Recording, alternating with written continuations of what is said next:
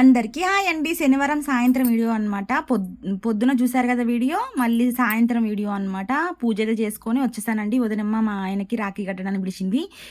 మేము ఉండే ఇంటి ఓనర్ అమ్మ అనమాట వదినమ్మ.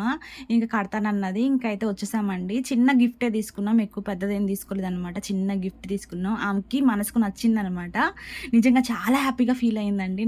నాకు అది నిజంగా నేను కొన్నది కూడా నాకేం అనిపించలేదు, కానీ ఆమె హ్యాపీనెస్ చూసి చాలా హ్యాపీ అనిపించింది నాకు. ఎందుకంటే ఆమె బాగా పూజలు చేస్తుందండి.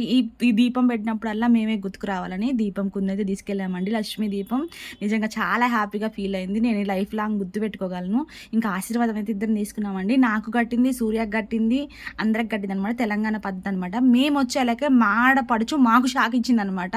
వీళ్ళు అన్న రాలేదని ఆమెనే ఆంధ్ర నుంచి ట్రైన్కి వచ్చేసిందండి.